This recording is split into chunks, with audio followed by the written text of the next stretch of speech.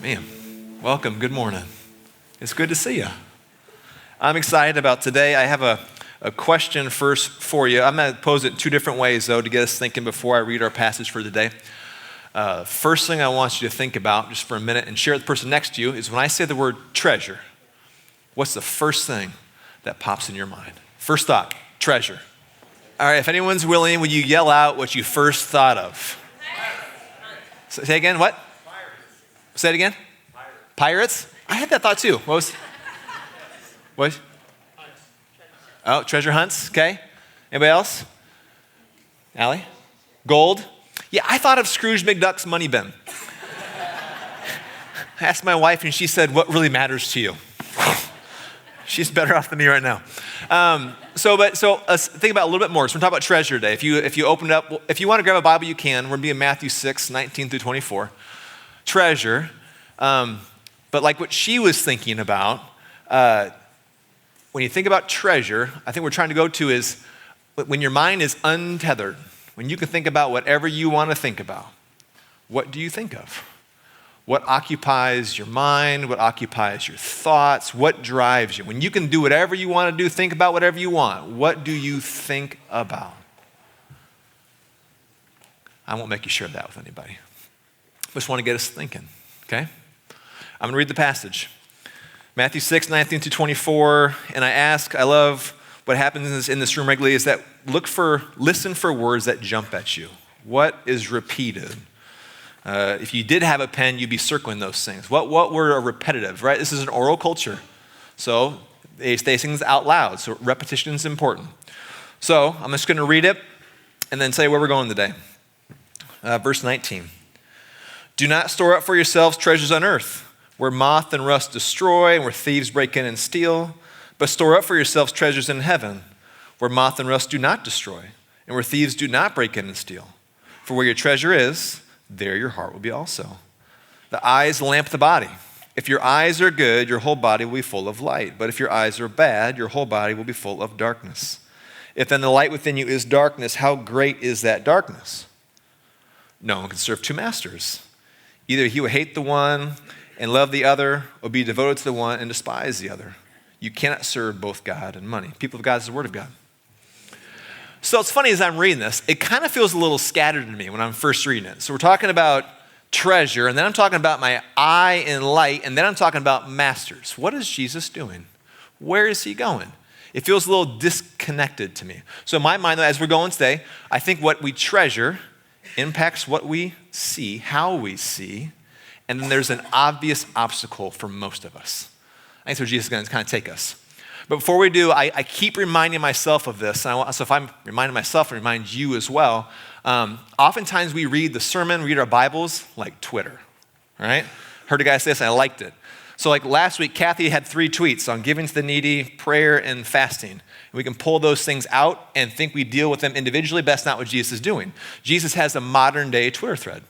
So you have to read the whole thread to find out what he's saying. If you just pull a piece out, you're going to miss what he's saying broadly. So I keep going back and reminding myself, so what has he been saying all along to where we get to today? So I want to do that really quick. Is that okay? So Matthew 4, what is Jesus sentence, his sermon in a sentence? Repent, because the kingdom of the heavens is here. Change how you think, he says. This is good news. It's a euangelion. A new kingdom's coming, but it requires change in how we think. Then he goes into the epilogue, which we've talked about in here, the Beatitudes. Everyone's invited in this kingdom if you repent. Nothing can keep you from it if you want to become part of it. Then who are these people that live in this kingdom? They're salt and they're light. Salt is valuable. So people in this kingdom are valuable. She's talking to normal, everyday people. You are valuable. You do things that people need. You draw things out of people. That's what salt does. It makes things taste good. It preserves things. The people in this kingdom do those kinds of things, and they're light. They're light, and people can see where they're going, what they're doing. So Jesus said, so I didn't come to change any of these things. No, he said, you're just not quite understanding what I'm saying or what I've been saying. The laws are meant to help you do something, but you made the laws more important than anything else, so let me re-explain it to you. And it all has to do with your hearts. 5:21 through 5:48, he's dealing with our hearts. There's been, I'm not sure if you use it in here all the time, there's an iceberg. Jesus is dealing with what's below the waterline, right? And then he transitions here into chapter 6 last week. There's all these things that are false securities. It's all these things that actually kind of are above the waterline that people can see. But Jesus is saying, why do you do those things? Why do you do the things you do? What's your motivation? Because your motivation shows what's underneath. So this week he gets into even more. So what is your motivation? Generally is your treasure. What you treasure is what you value. It's what's most important to you. It's what you give your attention to. So that's what we're talking about today. What you treasure impacts how you see. And how you see impacts how you live. But there's one thing he's like, you all struggle with this. So I'm going to talk about it. Sound good? So that's where we're going to go.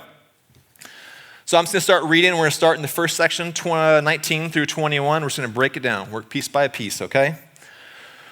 All right. Do not store up for yourselves treasures on earth where moth and rust destroy and where thieves break in and steal. But store up for yourselves treasures in heaven where moth and rust do not destroy and where thieves do not break and steal. For where your treasure is, there your heart will be also. So your heart, you've heard this a lot in this church, life is organized around the heart. The heart is the place where we think, we feel, we will, we choose, we live. For it's from this place we make all of our decisions. That's what he's talking about. From your heart, you organize your life around the heart. So before he says, but what is your treasure?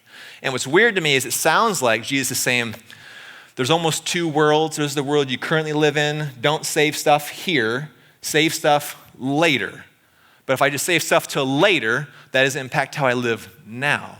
So I read this as a quote by a smart guy. He said this, as with other references to heaven and earth, we shouldn't imagine that Jesus means don't worry about this life, get to the next one. Because last week, the Lord's Prayer, your kingdom come, your will be done now. So there's treasure for today, and it's the kind of treasure that lasts into eternity. But it impacts your day today. So you're storing up things for not only for later, but also for right now. Your kingdom come, your will be done. So through getting ready, I found there's an interesting line in way back. Moses gives the longest sermon of all time in Deuteronomy. And towards the end, he says something. He says that the Lord's portion is his people. The Lord's portion, what he values, his treasure, is his people. That would be us, right? We are his people. We are his portion. But usually in the Old Testament, it talks about how God is our portion. So it's interesting. Think about Jesus is leading us somewhere, this whole sermon. He's bringing us somewhere. So as the circle of love, which we talk about, if you haven't been here, you'll hear about it again soon. The circle of Father, Son, and Spirit, they have extended their way of life, living their relationship, their love, this beautiful dance they have lived for eternity to earth. And as we get swept up into the circle, as we move into it, he is our portion. Guess what? His portion becomes our portion. What he values becomes what we value. And he values people. For God so loved the world that he sent his one and only Son. He gave his Son to get what he wanted, us. Jesus made himself nothing, right? Emptied himself. Why? For us. So, as he becomes our portion, you become my portion, people. The sermon is all about, to me, Jesus is trying to show us how to live in relationship with him so we can know how to be in relationship with other people. The sermon's about people. How do we will love the good of another? We start to see them the way that God sees them. And he was willing to give it all. There's this parable. Jesus has a couple pages over. Not sure how much longer it took him to get there. There's a bunch of parables. And he's talking about this kingdom that Jesus has been ushering us into. And there's a parable about, weeds, a sower, a mustard tree, yeast, hidden treasure, a pearl, the net. As you start reading those parables, you start realizing the person, the character in the parable is God. It's him. And there's this one about hidden treasure. It says the kingdom of heaven is like treasure hidden in a field. When a man perhaps that's God, found it, he hid it again. Then he, with joy, went and sold all that he had to go get that treasure. That is what God does. That is who God is. We are his portion. We are what he treasures. And as he becomes what we treasure, you become what I treasure. And then I love you and I will your good over my own as I become like him. But there's this problem. And that's that, so I'm a part of the treasure, right? Well, what if I'm the only part of the treasure? What if that's how I view it? What if I'm the portion, right? Me. And I forget about you. So as I was doing some studying on this, I found that this is actually a really old problem. It's been around for a really long time. So if I can we do a quick history lesson that I geeked out about, and maybe you will too, all right? So, right, there's the very beginning of time, there's some people. And the people in this garden, if you go to the very beginning, say, you know what, God, I don't know if I trust you all the way. So I'm going to do this my way. I want to determine what's good and what's bad. I'll make those decisions myself, right? So from that point on, though, even though they were fallen, broken people, the world still circled around worship of God. Lots of different gods, and the worship was not all good, but the world centered around a deity, uppercase G God or lowercase g gods. But then this thing happened. This guy came around. His name was Alexander the Great, and he conquered the world with an army, right? But it's kind of hard to keep a world conquered for a long period of time with military might. It's exhausting, right? So Alexander, I think I have a picture of him. Preston, slide. It's not a picture, it's a statue. Slide 10. So Alexander, though, he had a euangelion. He had good news. His kingdom was here. And what was his kingdom? It was the kingdom of the Greeks. And the Greeks had a way different way of thinking than everybody else. I heard someone say this: if you could sum up Greek culture in 2 words, it would be my way. Like Frank Sinatra, I was going to sing it for him, not going to sing it. I did it my way. That's how. So Greek philosophers said, man is the measure of all things. So the world was focused around deities and gods. But if I'm Alexander the Great and I want to control a whole world, I can't just use military might. It's exhausting.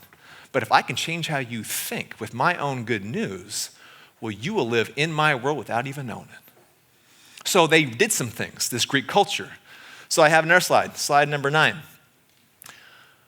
Did you ever notice in Greek mythology, Mrs. Kuiper's literature class in 7th grade, who do the gods look like? Us. The Greeks remade gods in their own image. So there's this great old quote that God created man in his image, and man, being the gentleman that he is, returned the favor. So they remade the gods in their own image. And what were Greek gods like? They were dumb. They're powerful idiots, I heard a person say. Who was good in the stories? Who was the people? Humanity was smart. These gods were dumb. Who was the best? Oh, it was the demigods who got the power of the gods, but they had the intelligence of the people. So they're remaking the world. It's my way. Everything's about me. And not only did he do that, he brought these pillars of culture with him, and they brought it everywhere. There are 4 pillars to culture. It was, I think I might have a slide, I'm not sure, healthcare, education, entertainment, athletics. All right. So healthcare, you're now dependent on me to take care of you. I'll take care of you, right? You guys don't worry about yourselves. I'll take care of you. The system will take care of you. Next was education. If I can control how you think and what you believe, well, there you are. You're living in my world. Next, entertainment. I heard a person say that tapped them into the desires of selfish people. Watch our entertainment. Today, what do we see? They're tapping into our desires, our selfish desires quite regularly. And then athletics, it was a world of competition.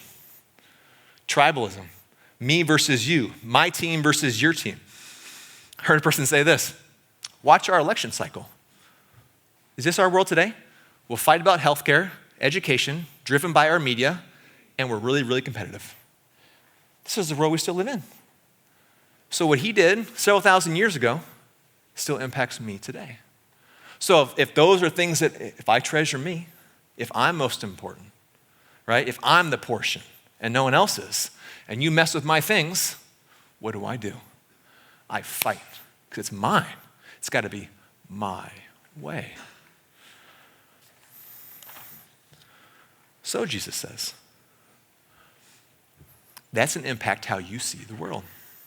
So if it's just about me, it's how I succeed. And those are all good things, by the way, right? We can agree on that. Healthcare is a good thing. Education is a good thing. I love entertainment. I played a lot of sports, a lot of really good things. But what if those things start to get twisted and we start to become very selfish about them? It's going to impact how I see the world. Because those are the ways that I get value. My family gets value. That's how I succeed. That's how I rise. So Jesus says, so those things, whatever you treasure, you organize your heart around, and it impacts how you see. Let's keep going. I'm on the wrong page now. 960. The eye is the lamp of the body. If your eyes are good, your whole body will be full of light. But if your eyes are bad, your body will be full of darkness. If then the light within you is darkness, how great is that darkness? So in Jesus' day, there was a rabbinical teaching. There's a good eye and a bad eye. It was ayin tova, I think, and ayin ra. And it's how you see the world. If I have a good eye, and I believe in a good God, I believe in a God who gives abundantly, who blesses, who's a good father, who loves and is kind. And if I believe in that God, I can see good in other people. And if I'm salt and I'm light, I can draw what is good out of people because I can see it inside of them. Even if they don't even see it, I can see the good things. I'm looking for the good things if I have a good eye. But if I have a bad eye, which means, so a good eye is generous, a bad eye is stingy. So if I have a bad eye, I'm scarcity, I'm fearful, it's mine, don't take what's mine. Then everyone's out against me, and everyone's trying to take my things, and everyone's trying to ruin my life. So Jesus saying, do you have a good eye? Do you believe in a good, generous God who loves you? Or do you have a bad eye, which is selfish and stingy? Because how your eye works is how you will see the whole world. And it all comes back to, what do you treasure? What have you organized your life around? Because Jesus is taking us, we are becoming people who can what? In 548, we're perfect like our Heavenly Father. We're not perfect. We can love like Him. That's what it means. We have been healed and restored. We see our own brokenness because we know who we are. We can express that towards other people. So I have a good eye.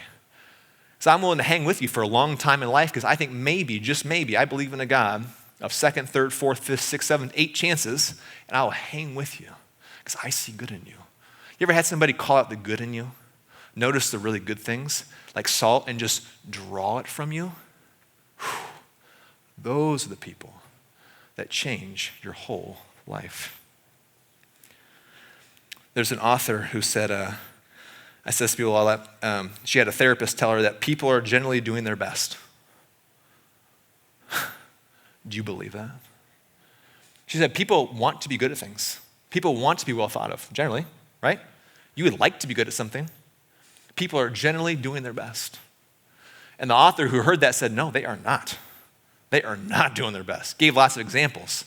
But then over time started saying, oh, we're all fallen, broken people, but that is a good eye, that people are generally doing their best. Can you see it though? So there's this line, old line, I think I have a slide for it. Slide number 8. What you look for, you will find. What are you looking for? What are you trying to see in people? We're salt and we're light. That's what we're supposed to do. So Jesus goes on. No one can serve 2 masters.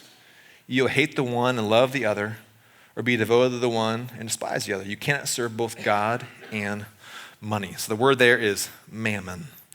It's an actual deity. And it's funny, we talked about this passage as for our T3 Family podcast. It was funny to watch how we all just arrived at money, like just in discussing. Treasure, but we all end up with money, my stuff, my things. So mammon, though, I read a book a while back, and the person described, it's a false security, described mammon, money, wealth, as modern magic. So they said this, so if we are created for, if the Lord's portion is His people, we're to be in relationship with people. We're supposed to be sharing life with people, be salt and light, drawing out the good things, bringing light to the world. That means we're with people. He said, but assess money right now. Assess mammon. He said, right now, you can order something online, have it shipped to your house.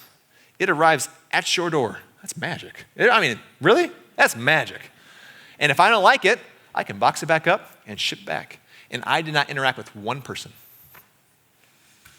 He said, mammon is modern day magic. It's wild. But mammon, the idea is abundance, which God is trying to say, without any dependence. I don't need anyone until I do. But at that point, I don't have anyone. And they don't want me because I have removed them wholly from my life. So if my life is organized around me, okay, it affects how I see the world. It affects how I speak about the world. Who wants to hang out with a cranky, angry person who doesn't like anyone? No one. And then the world I live in now is removing all necessary needs for me to interact with anyone ever. Where am I left? All alone. What does the enemy want to do? Like this, divide, get them by themselves. Because when they're by themselves, I can say anything I want to say to them. And there's no one there to say anything different. There's no salt and there's no light. To say, you are a good person. I see so many good things in you. You're broken for sure, but I see good in your heart. You bring joy to my life. I love you when you're all by yourself. There's no one to say those things. And look at our world right now. There's good things in our world. I'm going to say that first. But people are, anxiety, all these things are going, we're allowing people to be isolated. And we're not supposed to do that. We're supposed to, God is a treasure finder. He is looking. If our life is organized around him, that means that we become treasure finders. We are looking for people, trying to find people, investing in people.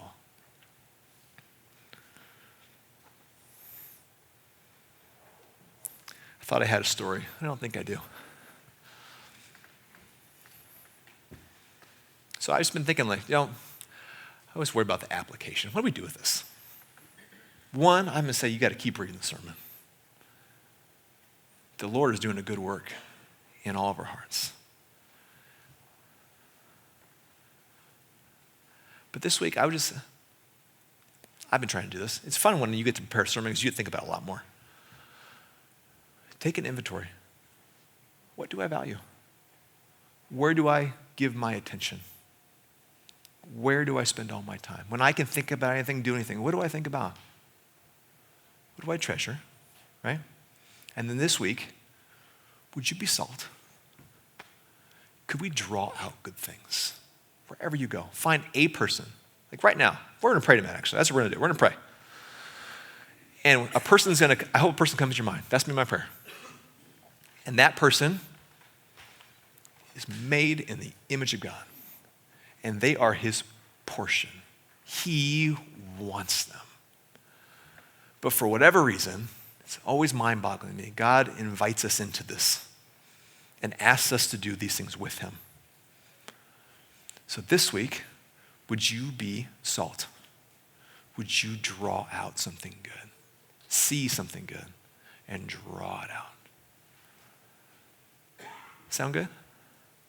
All right, have the worship team come up and we're just going to pray for a minute.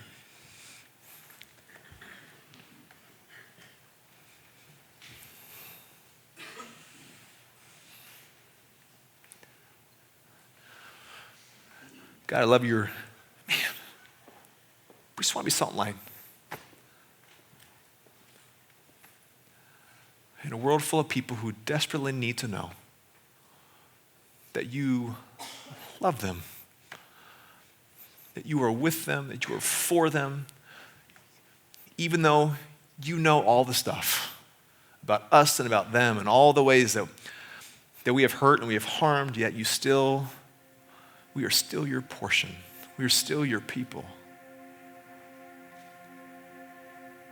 So would you give us your eyes for your people? So I ask you to bring someone specifically to mind.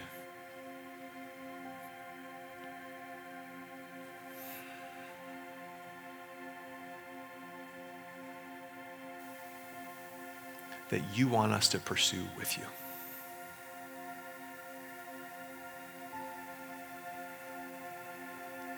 And even as you bring that person to mind today, would you already be putting things in our minds, our hearts about them that you see in them? That you want us to draw out with you.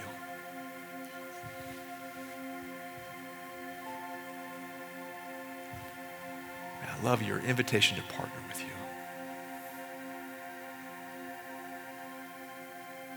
You're so much fun. What a fun thing we get to do. And calling out the good we see in people. How different would that be? A bunch of people who see the good and let you do the work with the rest. So I have asked you to give courage, that you would give conviction, that you would push us and challenge us this week to go be salt and to go be light, because it is urgent and it matters. So would you fall on us? Would you fill us? Would you give us your ears? And would you send us? In Jesus' name.